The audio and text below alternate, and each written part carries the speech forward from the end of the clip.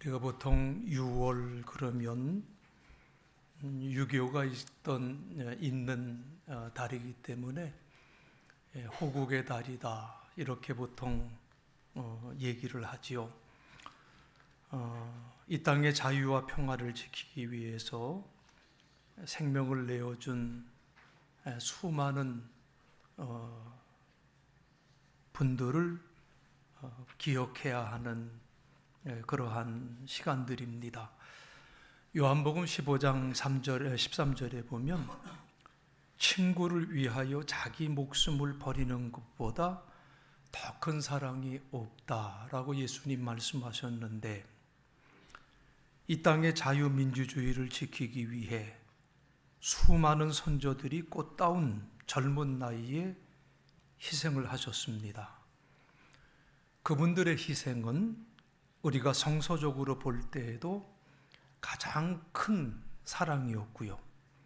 우리 모두는 그분들의 희생 위에 오늘을 살아가고 있는 줄로 믿습니다. 그래서 우리는 6월이 되면 그분들을 잠시 생각하지요. 그렇지만 여러분, 우리는 단지 기억하는 데 그쳐서는 안 될 줄로 압니다. 기억하는 데에서 시작을 해서 감사하는 마음을 우리가 가져야 되고요. 그리고 그 감사는 나의 삶으로 드러나야 된다는 거지요. 그래서 우리의 말과 행동, 또 신앙의 자리에서 정의를 지키고 자유를 지키고 이웃을 사랑하는 것, 그것이 오늘 우리에게 주어진 사명이라고 믿습니다.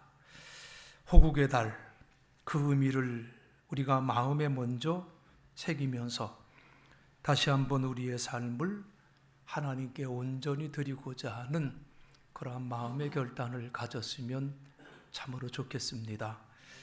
이제 오늘 본문의 말씀을 나누겠는데요. 오늘 설교의 제목이 성령의 능력 안에 있는 교회라고 이렇게 적었습니다. 이 제목은요, 독일의 신학자 위르겐 몰트만이라고 하는 분이 쓴 그 책의 제목이에요. 이분은 2차 세계대전의 그 참담한 그 경험, 또 포로가 되었던 그러한 아픔, 이 모든 것을 다 경험한 이후에 그가 하나님의 부름을 받고 희망의 신학, 또 십자가에 달리신 하나님, 그리고 성령의 능력 안에 있는 교회라고 하는 이 세 권의 저서를 한 10여 년 동안 쓰시면서 세계적인 명성을 얻으신 신학자인데, 이 성령의 능력 안에 있는 교회라는 책은 위르겐 몰트만이 1975년에 저서를 했는데 1980년 한국신학연구소에서 번역을 해서 우리가 읽게 된 그러한 책입니다.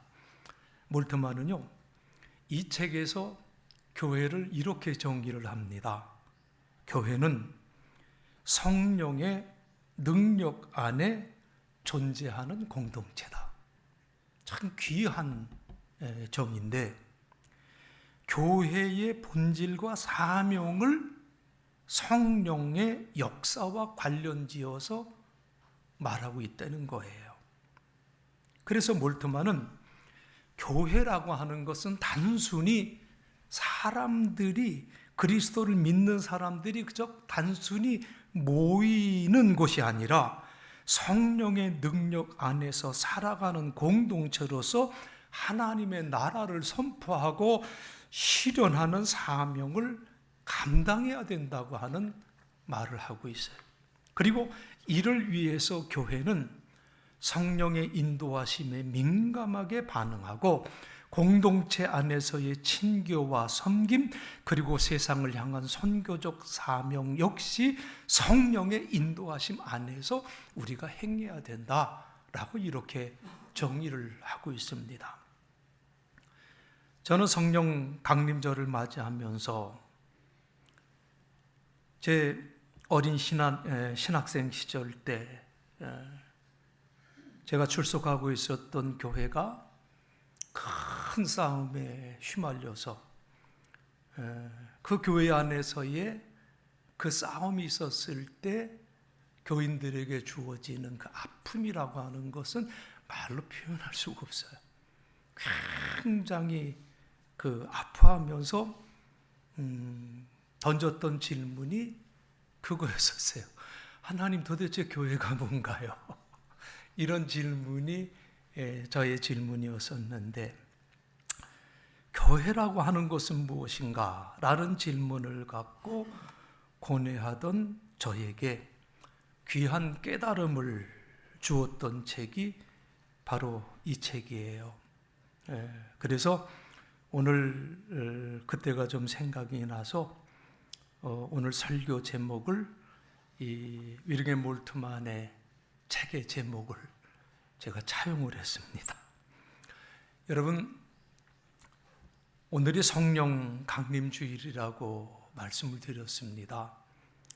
여러분, 성령 강림절이 무슨 날입니까? 라고 물어보면, 그렇죠?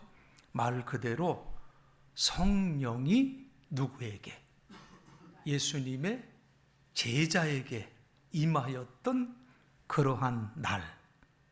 자, 그런데 우리는 그날보다 더 중요하게 생각하고 기억해야 될 것이 있는데, 성령 강림절이 뭐의 기원이 되는 거예요? 교회의 시작이 되었다. 성령 강림절이 교회의 기원이라고 하는 이 사실을 우리가 잊어서는 안 된다는 거지요. 이 성령 강림절을 다른 말로는 오순절이라고도 하는데, 오순 50번째라는 말이지요. 그리고 유대교 율법에 의하면 이때가 보리를 거두어 드리는 절기고, 그래서 추수감사절로 지키는 날, 그리고 동시에 이 날은 6월절 둘째 날부터 계산해서 50번째 되는 날이에요. 다시 말하면 예수 그리스도께서 부활하신 날부터 계산해서 50번째가 되는 그러한 날. 우리 크리스천들은 이 날을 성령 강림절이라고 말을 합니다. 중요한 것은 성령 강림절을 통해서 이 땅에 교회가 생겼다는 거지.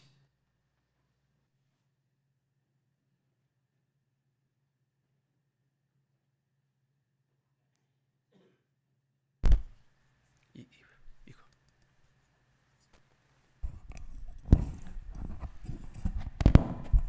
마이크가 참 도와주질 않네요.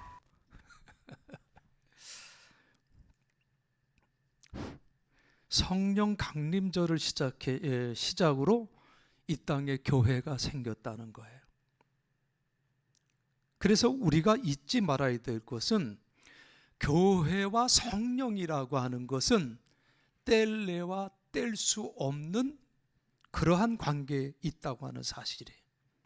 교회는 성령의 능력 안에 있는 공동체다. 여러분, 꼭 이것을 기억하시길 바랍니다.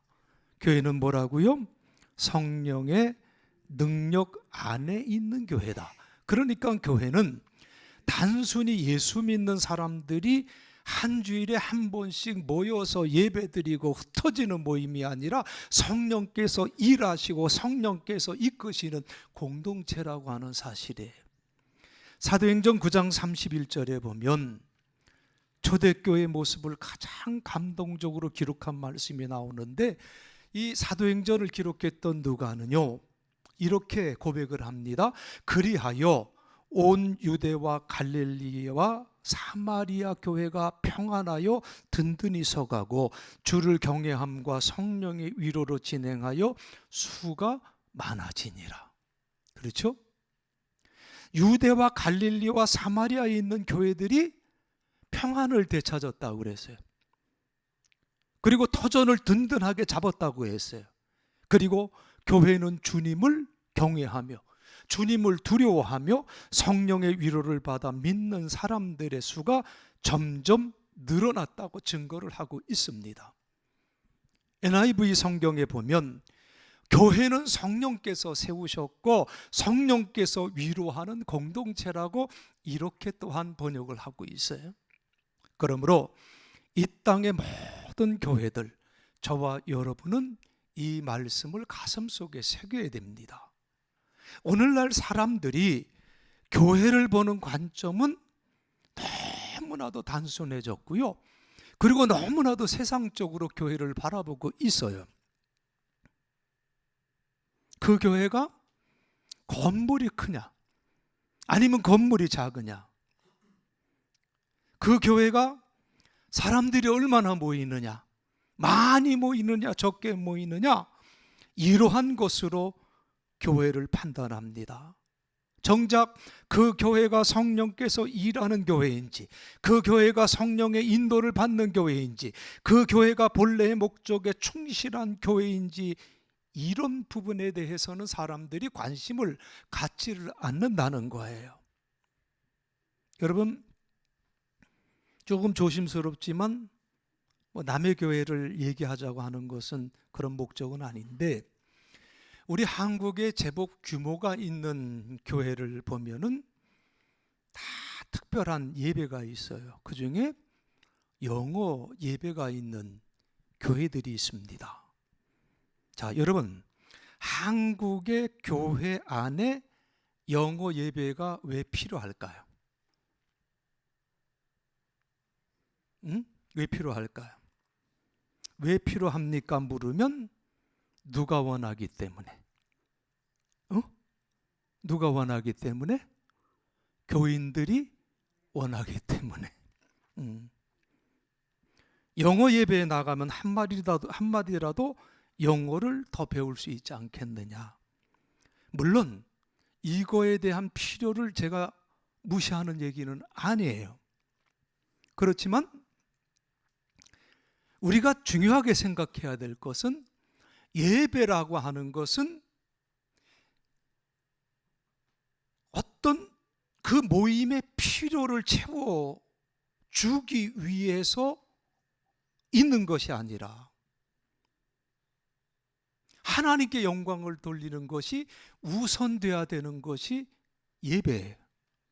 그러니까 우리가 좀 조심해야 될 것은 뭐냐면, 물론 필요에 따라서 모든 것들을 만들어갈 수가 있지만 중요한 것은 뭐냐면 그 과정 속에서 교회의 본질을 흐리게 해서는 안 된다고 하는 것을 분명히 해야 된다고 하는 사실이에요.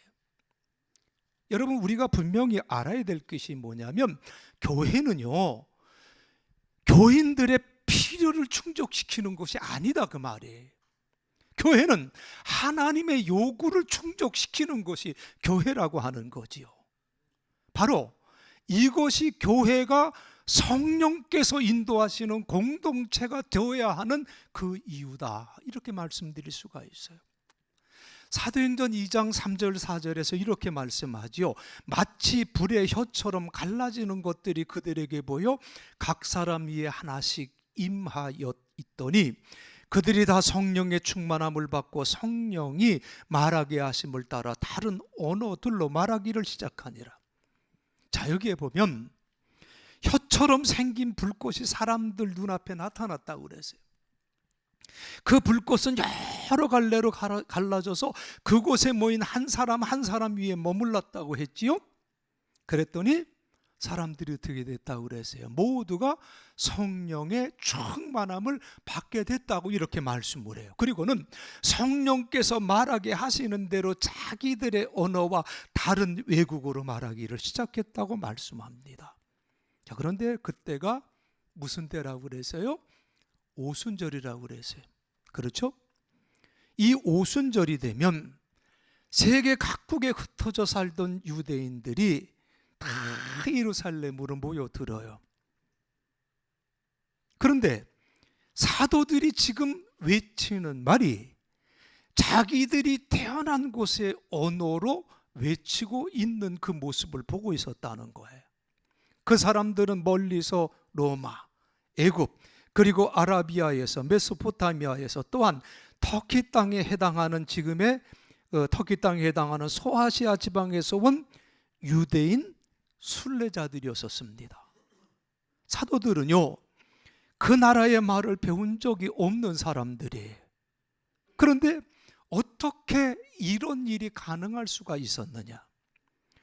사람들은 이것이 가능한 이야기인가 하고 의아하게 생각하지만, 그러나 사도행전 2장 4절은 이렇게 증거하고 있습니다. 그들이 다 성령의 충만함을 받고 성령이 말하게 하심을 따라 다른 언어로 말하기를 시작하니라. 이런 역사가 일어나니까 사도행전 2장 12절에 보면 순례자들이 다 놀랬다고 그랬어요. 당황을 했다고 그랬어요. 그리고 서로 말을 하기를 이게 도대체 어떻게 된 일이냐, 어리둥절하는 모습이 기록이 되어져 있습니다. 그리고 사람들 중에는 뭐라고 얘기를 해요?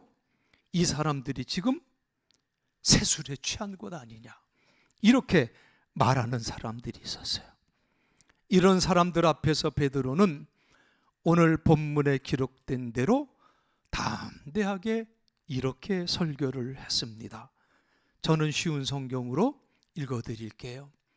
유대 사람들, 그리고 예루살렘의 사는 모든 주민 여러분, 이 일을 여러분께 설명해 드리겠습니다. 내가 하는 말에 귀를 기울여 주십시오. 지금은 아침 9시밖에 되지 않았으니 이 사람들은 여러분이 생각하는 것처럼 술에 취한 것이 아닙니다. 오늘 일어난 일은 바로 요엘 예언자가 예언했던 대로 이루어진 것입니다. 하나님께서 이렇게 말씀하셨습니다. 마지막 날에 내가 내 영을 모든 사람에게 부어주겠다. 너희의 아들들과 딸들은 예언할 것이요, 너희의 젊은이들은 환상을 볼 것이요, 너희의 늙은이들은 꿈을 꿀 것이다. 그날에 내 남자 종들과 여자 종들에게까지 내 영을 부어주겠다. 그러면 그들은 예언할 것이다. 내가 위로 하늘에서 기이한 일을, 아래로 땅 위에서는 표적을 보여줄 것이다. 피와 불과 짙은 연기가 일 것이다. 해가 어두워지고 달빛이 핏빛으로 변할 것이다. 이 일이 일어난 후에 크고 영광스러운 주님의 날이 올 것이다. 그러나 누구든지 주의 이름을 부르는 사람은 구원을 얻을 것이다. 여러분, 이 말씀이 그 유명한 베드로의 오순절 설교의 내용입니다. 베드로의 설교는 세 가지로 요약이 될 수가 있는데, 첫째로 지금 여러분들이 보는 현상은 이상한 현상이 아니라 일찍이 하나님께서 이런 일이 있을 것이라고 선지자들을 통해서 말씀하셨는데 그 말씀 그대로 된 것이다 라고 하는 것이 첫 번째고, 두 번째로는 하나님께서 주시는 성령을 받은 사람들은 하나님께서 하시는 일을 알게 되고 하나님의 일에 동원될 것이라고 하는 것을 말씀해 주고 있고요.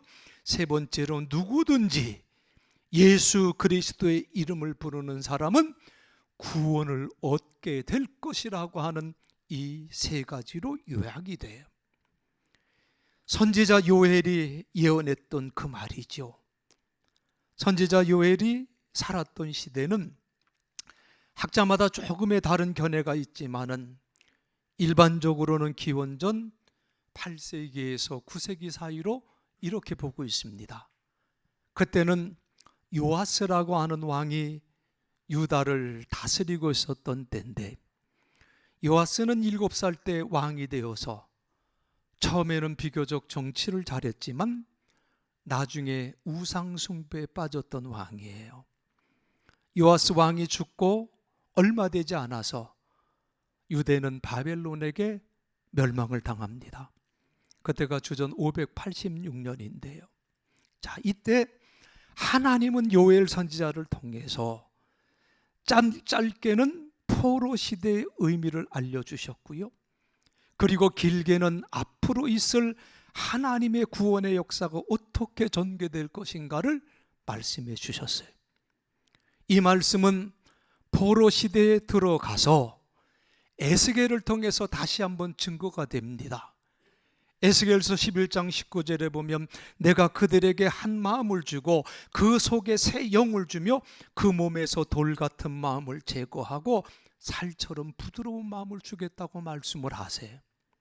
하나님께서 당신의 영을 모든 사람에게 부어주시는 이유가 바로 이것 때문이었다고 하는 것을 말씀하는 거예요. 사람들이 예언하도록, 사람들이 환상을 보도록, 사람들이 꿈을 꾸도록 하나님께서 당신의 영을 사람들에게 부어주셨다.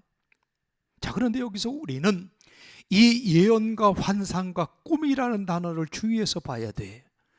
성경에 보면 예언과 환상과 꿈은 모두가 하나님께서 그의 메시지를 사람들에게 전달하는 수단이었었어요. 전달하는 수단이었었어요. 하나님께서 직접 말씀을 주실 때에는 예언이라고 했고요. 하나님께서 뭔가를 보여주실 때에는 환상이라고 말씀을 했고요. 그리고 하나님은 꿈을 통해서도 말씀하시기도 했어요. 그래서 여러분은 오늘 이 말씀을 주의 깊게 관찰해야 되는데, 자, 이 예언이라는 말, 그 뒤에 나오는 내 영을 부어주겠다라는 말씀을 더 중요하게 봐야 된다는 거예요. 내 영을 부어주면 그들은 예언할 것이다 라고 이렇게 연결이 되고, 환상이라고 하는 말은 그 뒤에 내가 표적을 보여줄 것이라고 하는 말씀과 연결이 되고요, 꿈이라고 하는 말은 그 위에 나오는 크고 영광스러운 주님의 날이 올 것이다 라고 하는 말씀과 연결이 되어져 있다는 거예요. 자, 이 말씀 앞에서 하나님이 왜 당신의 자녀들에게 당신의 영을 부어주시는지 그 이유를 알게 되지요. 하나님께서 이렇게 그의 영을 당신의 자녀들에게 그 영을 부어주시는 것은 사람들이 하나님의 말씀을 듣지 못하고 하나님께서 하시는 일을 보지 못하고 그리고 알지 못하기 때문에 당신의 영을 부어주신다는 거예요. 이스라엘의 지도자들이 타락해서 우상 숭배에 빠지면 백성 전체가 다 우상에 빠졌어요. 우상 숭배에 빠지게 되면 하나님과 소통이 되지 않고요, 하나님의 뜻을 자연히 알 수가 없게 되었어요. 북왕국 이스라엘이 이러다가 멸망했고요, 그리고 남왕국 유다가 그렇게 하다가 멸망을 당했어요. 그러므로 이제는 하나님께서는 그런 식으로 지도자를 통해서 자기의 뜻을 말씀하지 않았다는 거지요. 이제는 하나님께서 각 사람에게, 모든 사람에게 하나님의 영을 부어주셨다는 거예요. 여러분, 오늘 읽은 성경 말씀을 잘 보세요. 사도행전 2장 17절로 18절에서 하나님이 말씀하시기를 말세에 내가 내 영을 모든 육체에 부어주리니 너희의 자녀들은 예언할 것이요 너희의 젊은이들은 환상을 보고 너희의 늙은이들은 꿈을 꾸리라. 그때에 내가 내 영을 내 남종과 여종에게 부어주리니 그들이 예언할 것이요 라고 말씀을 했어요. 아들과 딸들, 젊은이와 늙은이들, 남종과 여종, 모든 사람들이 하나님께서 부어주시는 성령을 받는다고 말씀을 해요. 그러므로 우리는 이제 알아야 됩니다. 지금 우리가 살고 있는 이 시대는 누구를 통해서가 아니라 각 사람이 하나님의 뜻을 분별하는 시대 속에 우리가 살아가고 있다는 거지요. 어떤 특정한 선지자나 어떤 특정한 예언자나 어떤 특출한 제사장에게 의존했던 과거의 시대가 아니라 우리 각 사람이 하나님의 말씀을 듣고 하나님께서 하시는 일을 보고 하나님 나라의 미래를 볼 수 있는 그러한 때에 우리가 살고 있다는 거예요. 하나님의 뜻을 깊이 알아야 하는 책임이 우리 각자에게 있다고 하는 말씀이죠. 왜 그렇습니까? 오늘 성경에 보면 하나님께서 각 사람에게 하나님의 영을 부어주시겠다고 약속하셨기 때문이에요. 그러므로 우리 가운데 예언하는 사람도 있어야 되고, 우리 가운데 환상을 보는 사람도 있어야 되고, 우리 가운데 꿈을 꾸는 사람도 있어야 됩니다. 너희의 자녀들, 너희의 젊은이들, 너희의 늙은이들이라고 이렇게 기록되어 있어요. 이 사람들이 여러분 누구입니까? 바로 이 사람들이 교회 공동체 구성원들이, 주일학교 아이들, 그리고 학생들, 청년들, 장년들 모두 교회를 구성하고 있는 사람들, 그 누구도 제외되는 사람들이 없어요. 모두가 하나님의 뜻을 아는 이 일에 동원이 됩니다. 누구도 제외되지 않고 모두가 하나님께서 부어주시는 성령을 받아서 하나님께서 하시는 일에 민감하게 응답하고 그 시대를 책임있게 살아갈 사람들로 우리가 부름을 받았다는 것을 잊지 마시기를 바랍니다. 자, 그런데 오늘 우리들의 현실은 어떻습니까? 이렇게 하나님의 구원의 사역에 민감하게 응답하면서 살아가는 사람들이 참 적어요.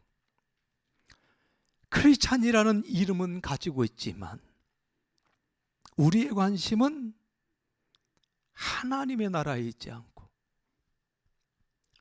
나라고 하는 곳에 너무 치우쳐 있는 것 같아. 하나님 나라에 관심을 갖고 성령의 인도하심을 통해서 내 신앙생활을 하는 그러한 삶을 살고 있느냐, 아니면 내 기분과 감정에 치우쳐서 내가 신앙이라고 하는 이름을 갖고 살아가고 있느냐?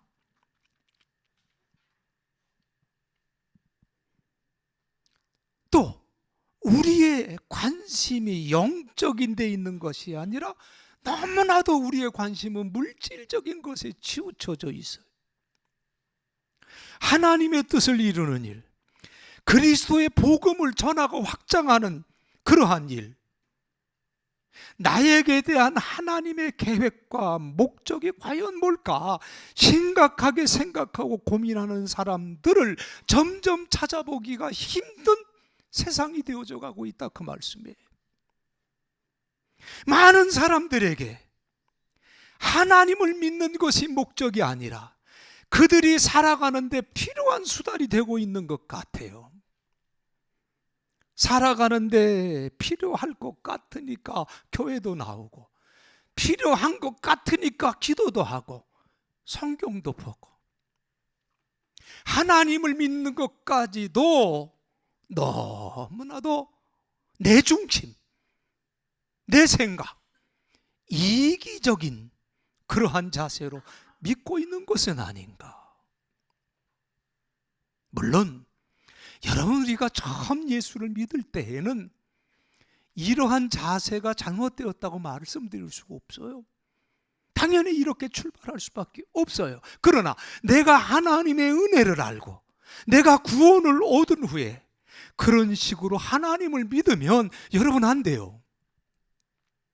하나님을 믿는 것은 어떤 일을 이루기 위한 수단이 아니라 목적이 되어야 된다는 거예요. 그래서 너희는 먼저 뭘 구하라고 그랬습니까? 그의 나라와 그의 의를 구하라. 하나님을 믿는 것이 목적이 되어야 된다, 그 말이요. 그 그리스도의 말씀, 주님께서 주신 먼저 그의 나라와 그의 의를 구하라고 하는 이 말씀을 내 삶의 목적으로 삼아야 된다는 거예요, 여러분. 여러분, 2002년도에 릭 워렌이라고 하는 목사님이 쓴 아주 유명한 책이 하나 있었어요. 목적이 이끄는 삶이라고 하는, 여러분 다 기억나실 거예요. 읽어보신 분들도 많을 거고요.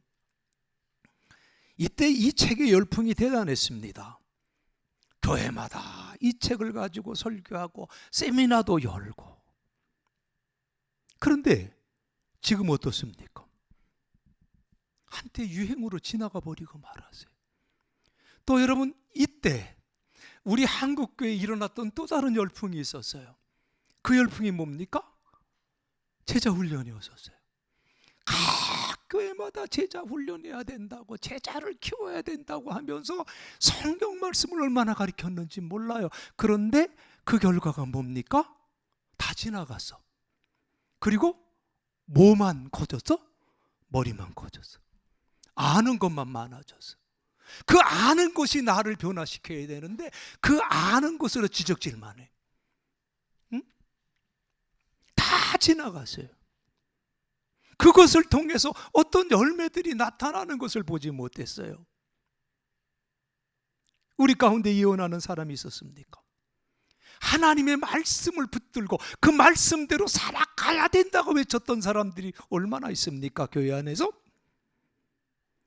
우리 가운데서 하나님이 주시는 환상을 바라보면서 살아가야 된다고 얘기하는 분들이 우리 교회 안에서 얼마나 생겼습니까? 우리 안에서 하나님이 주시는 거룩한 꿈을 보며 나누는 사람들이 얼마나 있었습니까? 하나님께서 예언을 하도록, 환상을 보도록, 꿈을 보도록 우리에게 당신의 영을 부어 주셨음에도 불구하고 예언하고 환상을 보고 꿈을 꾸는 사람들이 없어요. 만나면 자식 자랑, 만나면 돈 자랑, 만나면 뭐 이것저것 자랑. 이건 교회 공동체의 대화들이 아니잖아요. 응?